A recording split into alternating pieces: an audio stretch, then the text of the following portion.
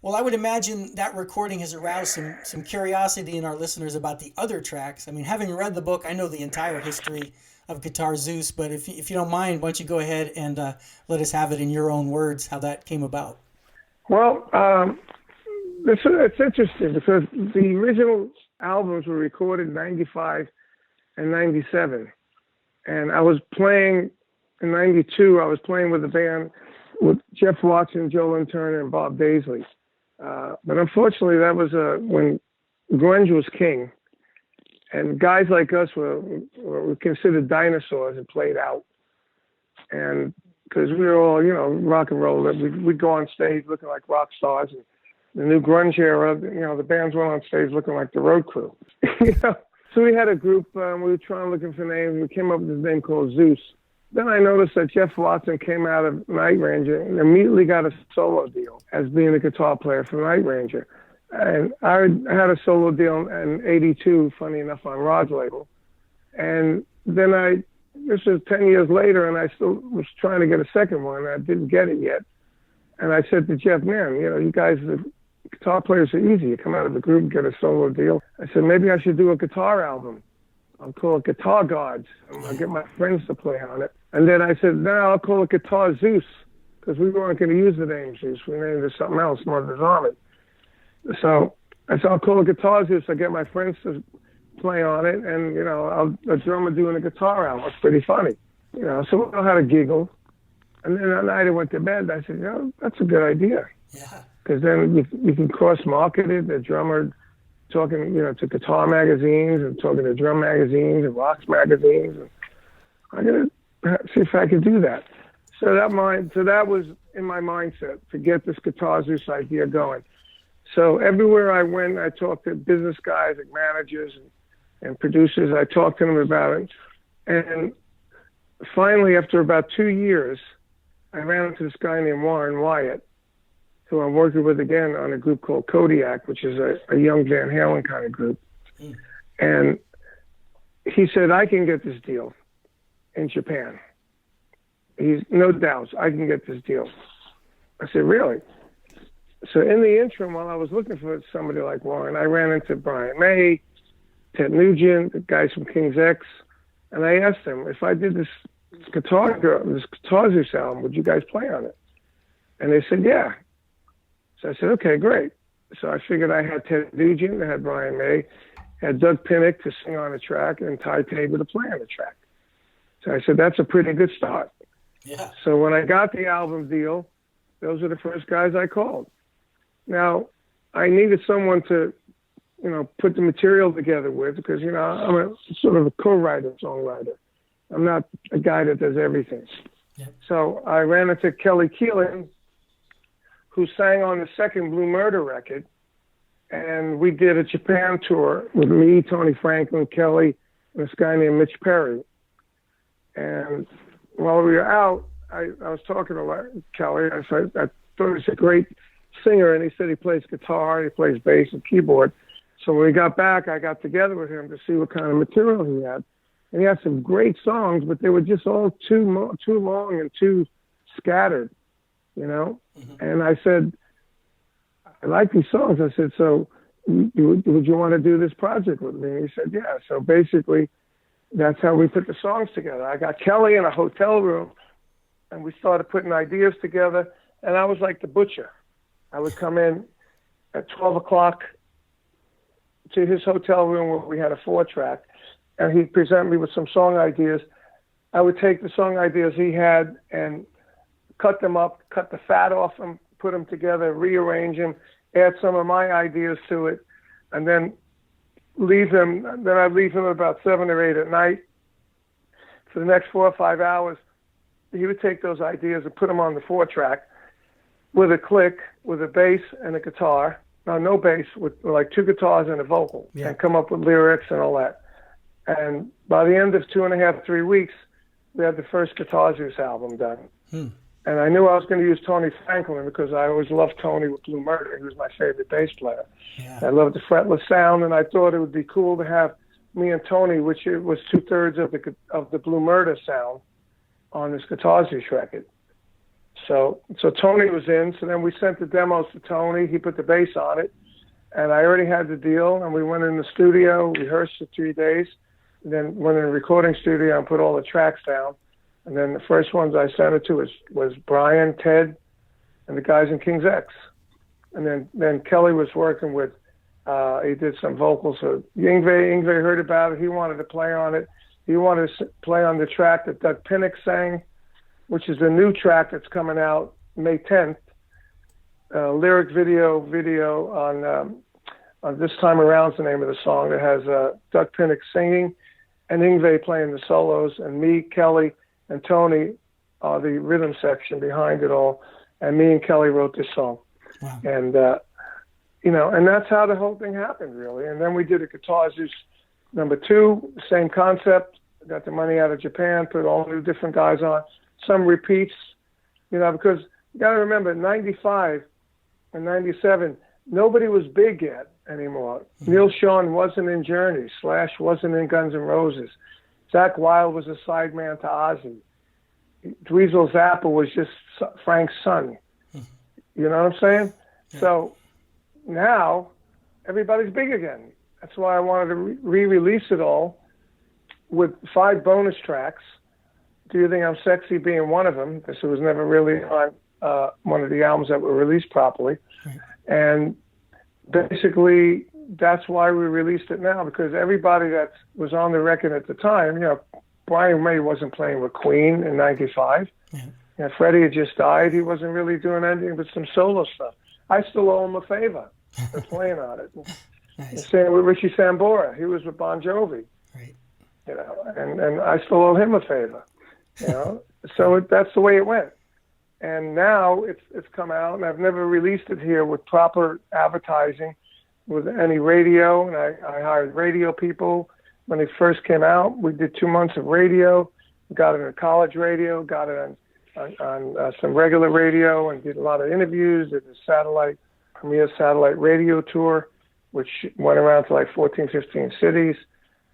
And, Ann Layton's doing a great job. And we got the first video, which was had Bumblefoot on it, because I did find a 24 track that wasn't finished from 1995. And I bounced it to digital, and I saw that it was finished except for the guitar solo. So I had Bumblefoot put a guitar solo on it, and then my mixer CBD put some extra guitars on it. So that song was Mother's Space. So that was never released, period. So that's one of the bonus tracks. Yeah. And that's how it all came together. And now I ended up with, if you go on like Spotify, which has 32 tracks on it. And so this is, on those 32 tracks, that was the most famous guitar players on one album, on a compilation album of all guitar players that wasn't a tribute to anybody. Yeah. That was somebody's album, was my album. That's ever been done.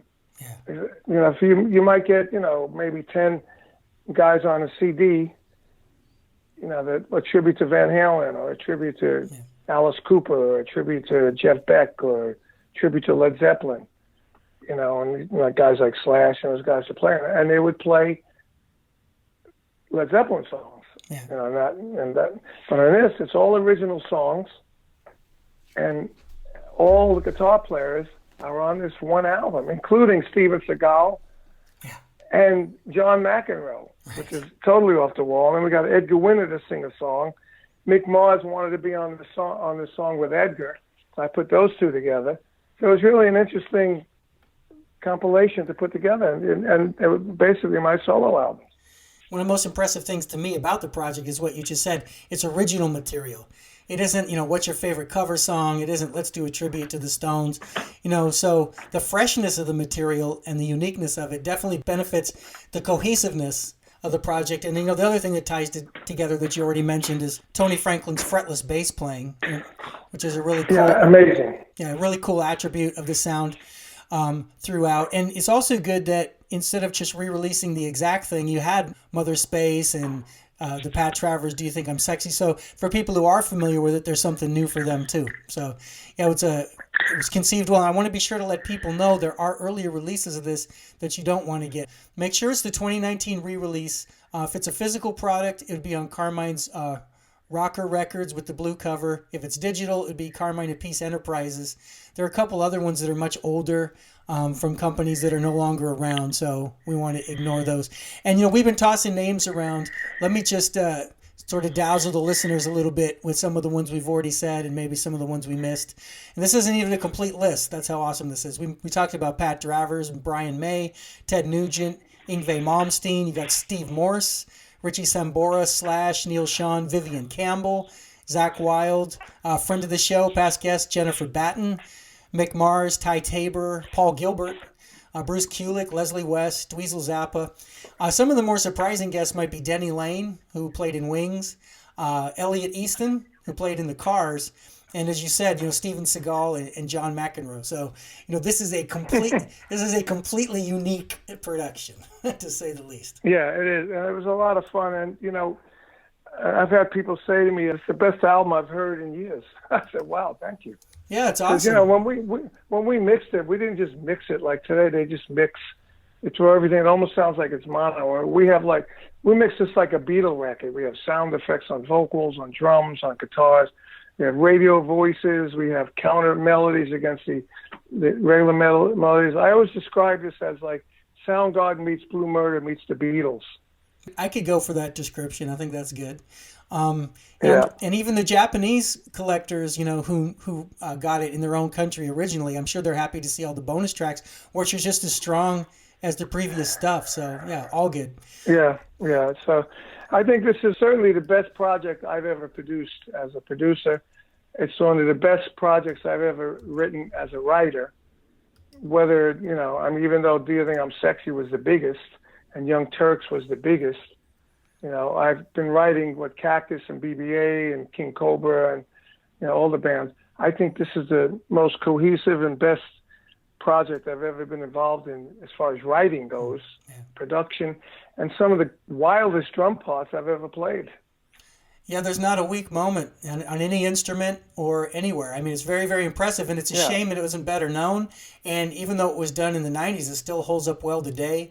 It sounds like today's music, today's rock. Yeah, I agree. And as you said, when you have a core band of yourself and Tony Franklin and Kelly Keeling, that's a good start. And when you're enhancing it with all the superstars we mentioned as a formula for success.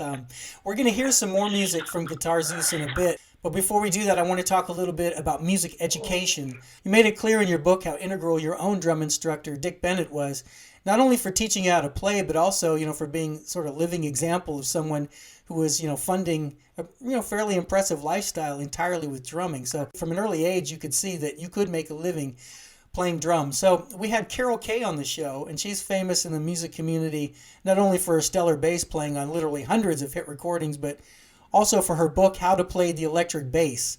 Around that same time, you published your own instructional book, The Realistic Rock Drum Method, about 1971. And between the two of you, I'd be curious to know how many bass players and drummers you and Carol influenced with the book. Well, Carol had the bass players covered, you had the drummers covered. And one thing that's cool is it's like, I would call it more like a street level instruction. It's not like ivory tower stuff.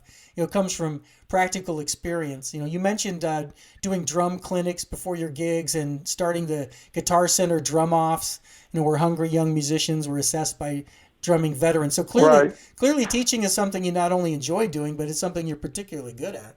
Yeah, well, I've been teaching ever since I'm a kid. So I used to give lessons for $5 a lesson when I lived in Brooklyn. And one of my cousins who's a drummer, I gave him lessons, and I gave different people lessons. But, it was like not until I wrote the book that I really got into the education thing. And I wrote the book just by accident as well. Like I went to a Sam Ash and I saw a book that a guy that looked like Elvis Presley on the cover. And this is 1971 when we were all looking like hippies. And the book said, Learn Rock Drumming. And I opened it up and it was awful. It was really confusing. And there's like every mathematical way to play a rock drum beat. I said, you know what? I'm going to write a book and make it really clean like this. The Chapin book. The Chapin book was written on snare drum, bass drum, and a cymbal. And so I'm going to do the same thing. I'm just going to put in rhythms that will get people playing so they can, halfway through the book, they can be playing with the band. So I did it. I took 30 days to do that. I call that my aha moment, one of my aha moments, like the Guitar Zeus, you know. And I said, I'm going to do this. And I gave it to my attorney, who at the time was, you know, Led Zeppelin's attorney, and he handled Hendrix and the Rascals and Jeff Beck and all these big guys. And he got a deal for it. And I didn't know what it meant, but he said, and I own the copyright. I said, okay, great. And then when I did that, Ludwig had been trying to get me to do clinics for years when I was with Vanilla Fudge. That was too much of a pop star. You know, I didn't want to do that. But when I got the book going, they said, look, if you do clinics, it'll sell the book. Just like you go out and sell records when you do gigs, this will sell the book. We'll buy 1,000 or 2,000 a year to support you for doing clinics. I said, okay. So I did my first clinic in 1971, and I was the first rock musician to do a clinic. And I did it at Sam Ash Music Store at the basement of I don't know, it was a church or a synagogue or something. And they had 750 people there. And it was so successful. We sold books, and that started me off. And then from then on, I was doing like maybe 30 to 40 clinics a year with Ludwig. Okay, so I did 30 to 40 clinics a year with Ludwig. And it continued for many, many years, up until my latest drum company and cymbal company was with the Bamboo and D-Drum. Between the both of them, I had guaranteed 15 clinics a year from each of them. But those contracts ran out maybe about 3 or 4 years ago. And the whole industry changed with the clinics and the education. Now there's really there is no clinics anymore. Very, very few. I did one last year with my brother. I did one 2 years before that. So the clinics are not there anymore, and the book sales are down. You know, because everybody ripped off my book on the internet. Yeah, it's crazy. That's too bad. Yeah. But I got to say, my favorite story in your book relating to drum education is the one with Gregory Peck and Fred Astaire. Oh yeah, that's pretty amazing. Yeah, that's pretty amazing. But we don't want to give away all the good stories. No. Let's just say that they came to see us play with Rod, and Fred Astaire told Gregory Peck that he thought my drum solo was the best he's seen since Gene Krupa, who was my idol. Yeah. And then the story went on from there. Let's just leave it at that.